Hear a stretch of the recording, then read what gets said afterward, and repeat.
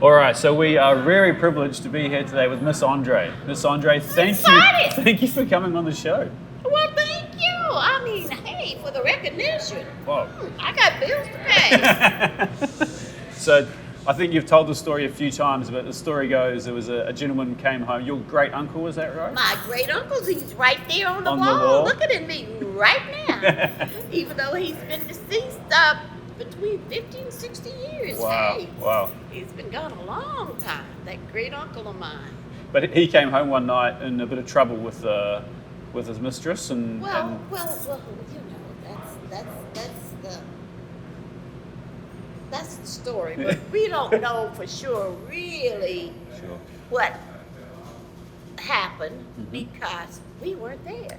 Very true. However, with my great uncle Thornton, James Thornton Prince, being such a handsome man, being such a womanizer, it was probably true that a woman started it. He was married 5 times. Can you imagine anybody being married No. 5 times? Having that much energy? But whenever he came around our house, he was always alone. So I never met Right. any of his wives. Right. Never, Right. ever. And then he started the original. Evidently, he liked his revenge, his punishment Sure. for being out all night. And of course, his favorite meal had to include chicken. They had chickens in the backyard. Everybody had chickens in the backyard, even in the city, you know. Yeah. We had chickens when I was growing up in the backyard, and they just killed chickens and wrung the necks, which I just couldn't watch as a child growing up. Every Saturday morning in that boiling big tub of water, I tell you, it was amazing, totally amazing. But poor chickens, I tell you, all the sacrifice they're doing, because everybody's doing chicken now. Yeah. Chicken is in every restaurant. Some form of chicken Yeah. is in every restaurant. Yeah. But anyway, he took advantage of his punishment. Mm-hmm. And I can't believe after all these years, it's still going on. Well, I think It's that's still testament. carrying on. I think that's testament to you and your hard works. I had to have been born to do this. Who else? Who else is I gonna do mean, it? I had to have been for somebody who never cooked at home growing up, because my mother always had breakfast and everything, dinner on the table. Hey, breakfast when we got up, she got up at 5:30 every morning or 5 o'clock. Everything was already on the table, already prepared, so we never had to cook. And I didn't realize that until much later in life that I never cooked at home. Have mercy, I didn't cook until I got married. Have mercy. And what year did you start in the chicken shop? 1980. 1980. 1980 is Okay. when I took over. Yep. My mother chose me to take over the family business Mm-hmm. that was always there. It was there when as long as I can remember. So it was unmanageable because I was the only one in my immediate family that was divorced, and my parents were taking care of me. And of course, I worked at the courthouse. And when the opportunity came up, and my great uncle's wife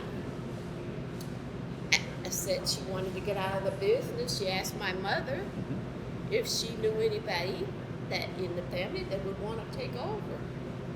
And I don't know why my mother said me. Well, she said me because they were getting older, and I had 2 daughters to raise, and with their help, and hey, my little income certainly wasn't enough. So it had to have been. It was destined. It was divine intervention. Yeah, it had to have been, because this is the only way. I can't imagine me being in this business 43 years now. Yep. And I'm still here. Yeah, you're still here, and we walked in, I and can't believe it. you were still straight away. You were like fill up the paper towels, pick up that. You never turn off, do you? At one point I will turn off. But I'm trying to dot some I's and cross some T's. I'm trying. Have mercy, because I thought I was going to become a doctor, a pediatrician. Yeah, right. But hey, here I am. Here I am. Have mercy.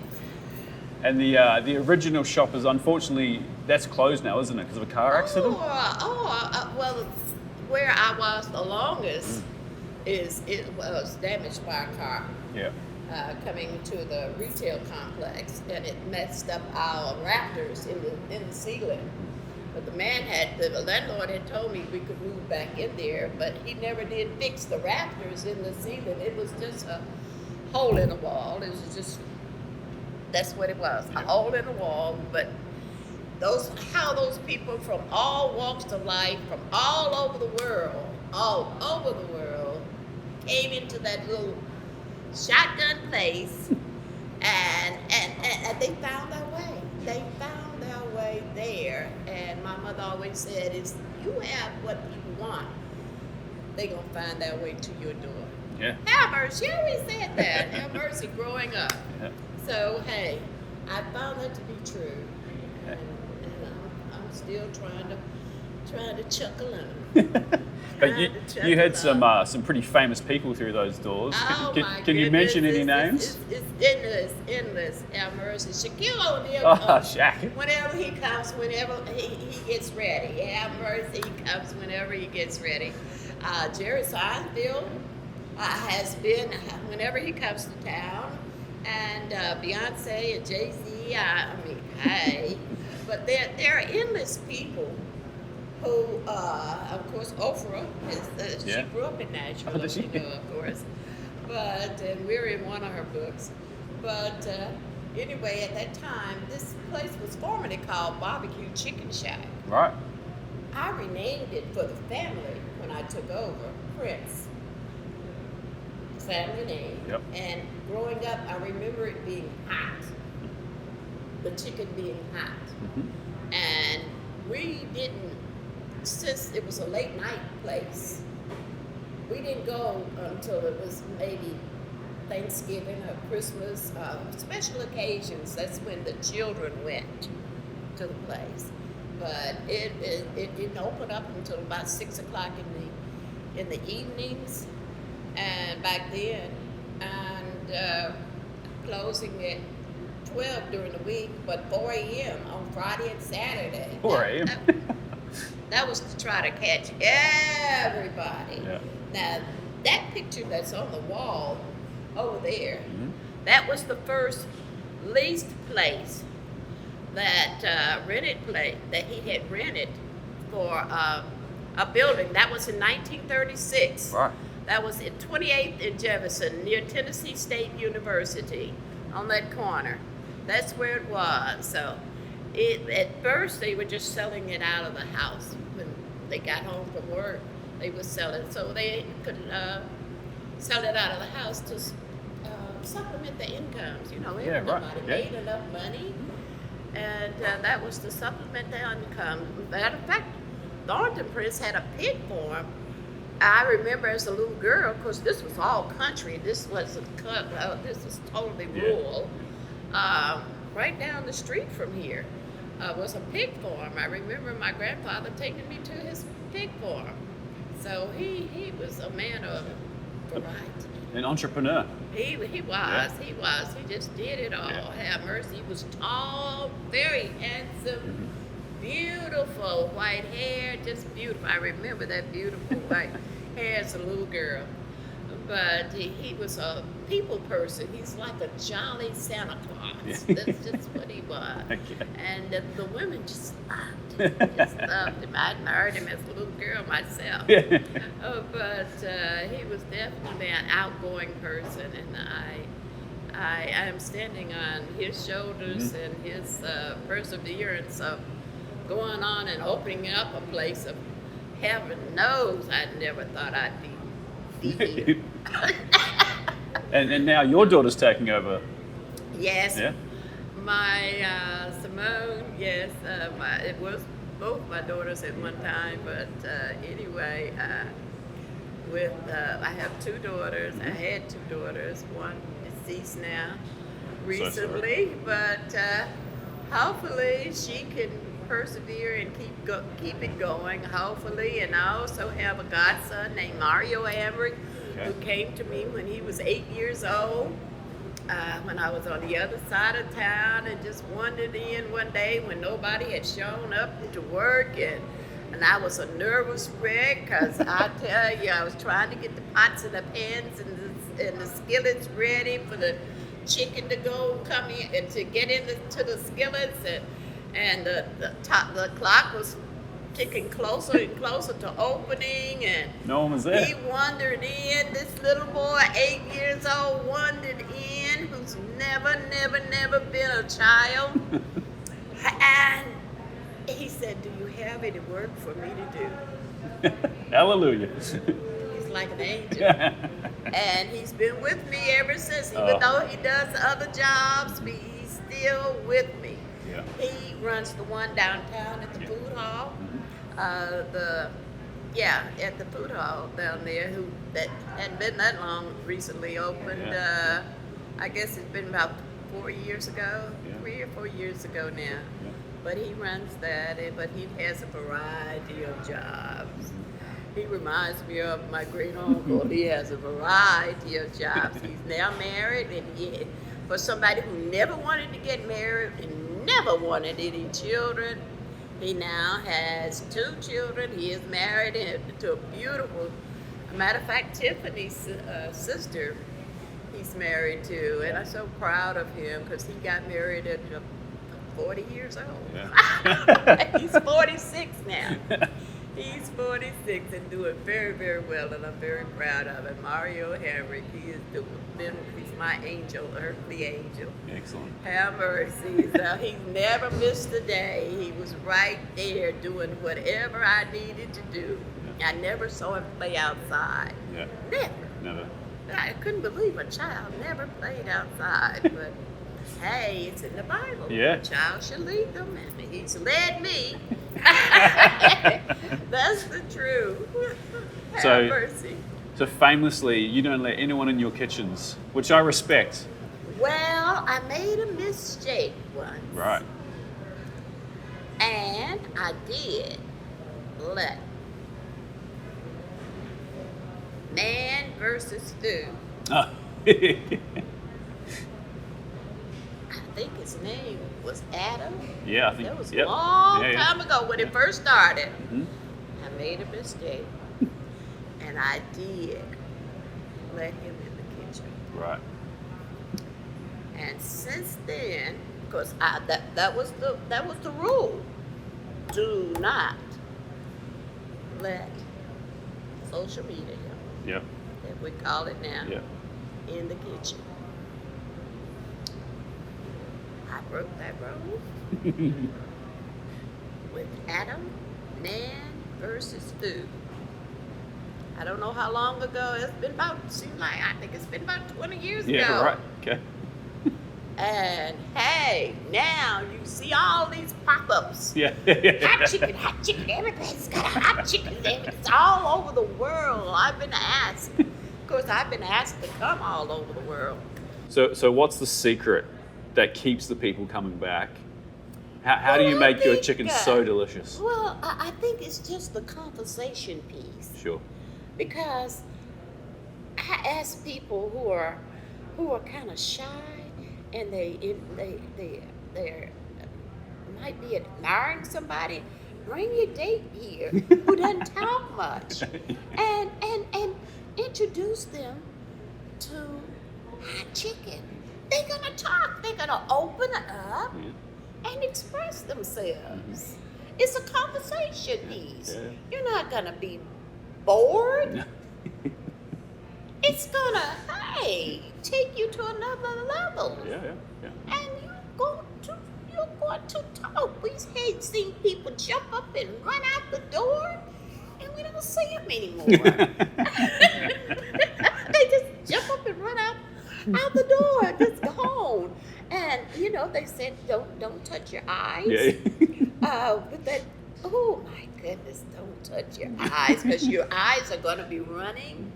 And they say it's good for sinuses, you know, Yeah, clear you out. medical purposes. It's good for hiccups. They said that people tell me, and they come in for different reasons. And a lot of people come in because they consider it to be an aphrodisiac. Okay. We had you know, prostitutes come in, especially one that came all the time. Yeah. Every Friday or Saturday night, she had to bring her suitors into the chicken shack before she got involved. It was like a ritual, Okay. like a ceremony. Here she come through the door after midnight. That was when we were open at 4 a.m. After midnight, and her suitor had to eat the chicken hot too. Oh, she ate it hot. She would always get it hot, always. And one night, she came in with one of her suitors. We always knew when she was coming in. Here she comes. And she ordered, she always got a breast hot, always, with that soaking bread in that sauce. She couldn't contain herself. She didn't get back to the place in time. She exploded right on the hood of the car in front of the chicken shack. And we couldn't, nobody. We were in awe. Everybody was looking, but nobody moved. Nobody left. And it was a show because it's turning. Oh, you know, it's a process. It was her process. Good. Wow, she just couldn't tame it. We've seen cars with feet out the window. I mean, it's just been hilarious. Yeah, It was a show. Some people would just come down there and park their cars late on Friday and Saturday night, just like they're going to a drive-in movie. And just watch. And just watch the people. It's hilarious. It's hilarious. It really is. But I was busy trying to collect money to pay a bill. Yeah. And that's what I'm still doing today. Yeah. Trying to collect the money, pay a bill. Incredible. Well, I've got one last question for you, and that is, how do you eat your chicken when you eat chicken in your restaurant? Mild. Mild. I have, medium is hot. Medium's hot. Medium is hot. Okay. But the mild was the original. Okay. The mild was the original. When I came in, I changed because some people wanted their children to eat it. So that's when we started doing plain, mild, medium, hot, extra hot. Sure. Because people have different tastes for different things. Yeah. So, hey, and then there's a little boy, Aiden, who's been eating it since he was 2 years old. His mother ate it, evidently, when she was expecting, which I don't recommend. But he has to have some spice on his chicken leg. He has to have some kind of spice. He can't eat plain chicken. So he comes about once a week. Yeah. And he's the sweetest thing. But he's 8 years old now. But he still struts in here to get his chicken leg mild. Yeah. Have mercy. Bless. So, but it's hilarious that people have their own stories as to why they like spicy. But I mostly indebted to them for helping me pay my bills. Well, they come every day. I think it's a testament to you, the delicious food you've been making for the community, and your incredible, personality and smile. So thank you so much for all you've done, and thank you for our letting us interview. Yeah. Have mercy. And I'm going to order some chicken now. I'm excited. I'm probably not going to get it extra hot because I'm. Oh please! I wouldn't recommend it because It's a 24-hour chicken, and it's a, it's a purifying chicken. So, but the medium. The medium. Medium is still hot. Okay, all right. The medium is still hot, which and it being so early, and you have a lot of alcoholics and people. Sometimes people have gotten upset because they say we took away their high, and they're going to have to start all over again. We've heard all kinds of stories. Yeah, mercy. But it's amazing, I tell you. It's funny. It's very funny. They wanted us to do a reality show. I had been asked to come. That would have been. Well, a matter of fact, I'd been to Pasadena twice, but over the years, this was before, remember Sweetie Pies? Yeah. That was on out of St. Louis. Yeah. But Sweetie Pies, they asked me before Sweetie Pies, but I said, I can't have anybody following me around. I tell you, this is too much. What a life, huh? To behold. I tell you, you wouldn't believe some of the stories you hear about how this hot chicken has affected them. But hey, it has a story of its own, I tell you, for different people.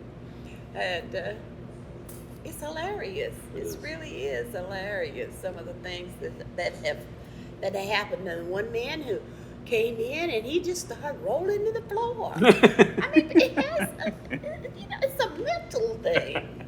It's a mental thing. It's not rolling over and over and over in the floor. And one lady jumped up on the table and she's just stomping. Well, she's, it's in the late evenings and they've embraced their favorite drink or whatever, and they just act out. They act out. We've seen a lot of wedding parties. What do you call it? The bachelor parties and come through, and I don't know whether they made it to the wedding the next day or not, because it's just they just go. They just seem like they go crazy. But, we just try to hurry up and get them out. Get them out so they can get to their place in time. So hopefully that is what they did. They got there in time. Well, thank you so much for your time, Ms André. It's been an absolute pleasure. Well, thank you, and I hope everything goes well, and I hope I'll be able to, because of you being here, I'll be able to play one more video. I hope so too. Thank you, man. Have mercy.